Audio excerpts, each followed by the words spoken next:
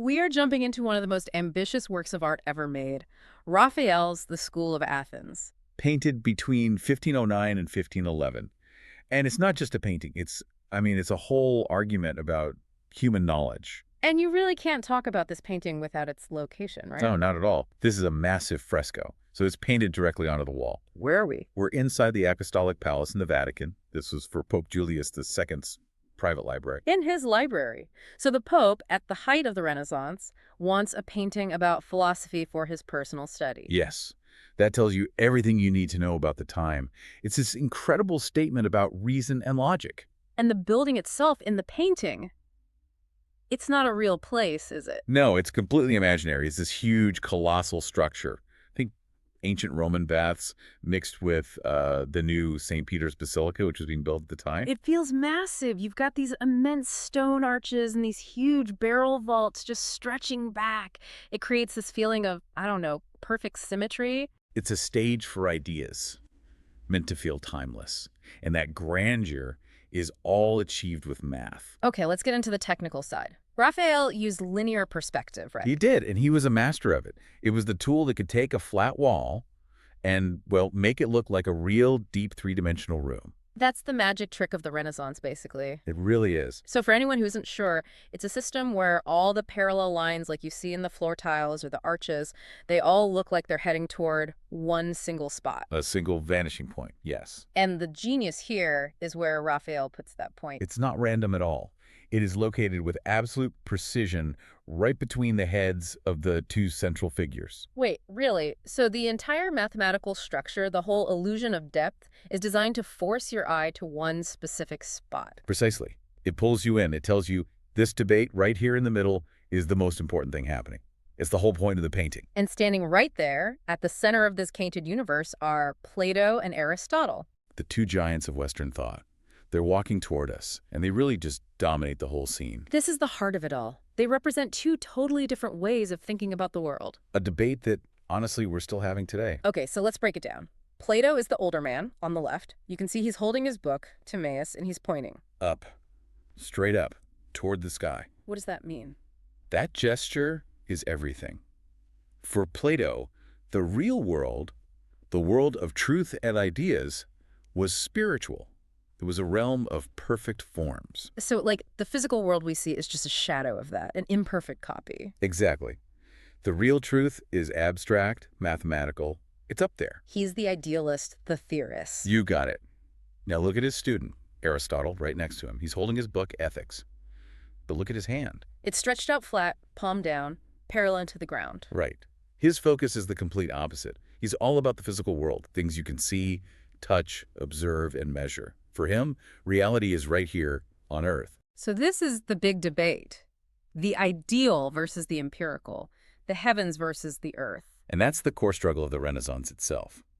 This new focus on science, on humanity, what we call humanism, was a huge win for Aristotle's side of the argument.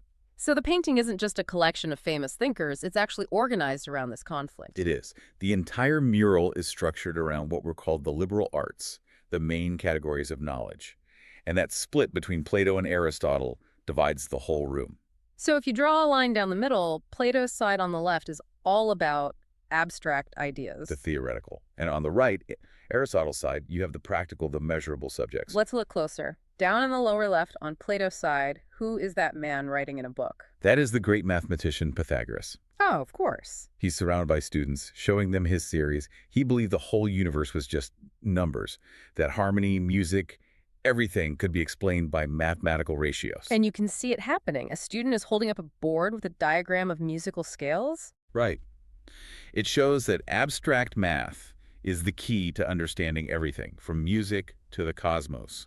It firmly sets the left side as the realm of these universal, untouchable truths. Okay, so from abstract theory, let's cross over to the other side, to Aristotle's side. The practical side. Down in the lower right, we see another group. Yes, here we have the practical mathematicians. Yeah. You see a man leaning over a slate with a compass. That's Euclid. The father of geometry. And he's teaching his students how to measure angles, how to draw shapes, how to actually build something. So we go from the idea that numbers govern the world to using geometry to actually construct the world. That's the bridge from thought to reality.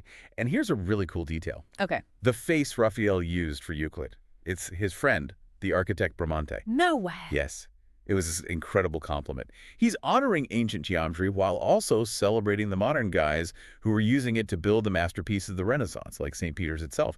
That's brilliant. Okay, so we have the two main camps, but not everyone fits neatly into a group. What about the outliers? Ah, the dissenters. The human drama is just as interesting as the philosophy here. Like the man sitting alone on the steps. In the blue robes, that is Diogenes the Cynic. He was famous for living in a barrel, right? Rejecting all possessions. Exactly. He represents total individuality, a rejection of all the status and luxury you see around him. He's deliberately apart from everyone else. So while they're all debating the nature of the universe, Diogenes is asking if any of it matters if you aren't living a simple, honest life. He's the critic in the room. and there's one more lonely figure in the foreground leaning on that marble block. That's Heraclitus, the philosopher who believed everything is in constant change. Okay. But what's fascinating is that he wasn't in the original drawings. Raphael added him in late. And get this, it's a portrait of Michelangelo. You're kidding, his biggest rival. His biggest rival. Michelangelo was known for being, well, kind of grumpy and solitary. He liked to work alone. Wow. So Raphael paints his rival into the corner, looking all moody. But at the same time, he's including him among the greatest thinkers of all time. It's such a Renaissance power move. That is amazing. It connects the ancient world right to the drama of their own lives. Okay, let's go back to the bottom right corner for a second. We see two men with globes. Right. This brings us back to the sciences, Yeah. astronomy and geography. One man, that Zoroaster, is holding a celestial globe, a globe of the stars. Astronomy. And facing him is Ptolemy, holding a terrestrial globe, a globe of the earth. Geography. And it shows how this was a global view of knowledge. They're bringing together Greek science with, say, Persian astronomy. And who is watching over all of this? There are two big statues on either The side. guardians of the hall. On the left, on Plato's side, you have Apollo. He's holding a lyre, Symbolizing music, poetry, reason. the creative side. Exactly. And on the right, over Aristotle's side, stands Minerva. She's in armor. So wisdom, but also strategy. The applied, protective side of intellect. They are the patrons for each half of human thought. It's all perfectly balanced. So after mapping out all of human knowledge, Raphael adds one final touch. His signature, really. On the far right, just peeking out from behind a pillar. He painted himself. He painted himself. And he's looking directly at us, at the viewer. He's one of the only ones making eye contact. And that's a huge statement. By putting himself in this room with the greatest thinkers in history, he's arguing that painting isn't just a craft. It's an intellectual discipline. It requires knowledge of math, philosophy, history. The artist is a thinker. A genius, just like them. The School of Athens is really this perfect celebration of human curiosity, isn't it? It connects ancient ideas to their world and, well, to ours too. It really does. It kind of forces you to decide where you stand. Or are you a Plato looking up for ideals? Or an Aristotle looking down for evidence? Or maybe you're Diogenes on the steps, questioning the whole system. The great thing is, the painting shows us that all knowledge is valuable. The conversation never really ends. We just get to join in 500 years later. Good luck with your studies.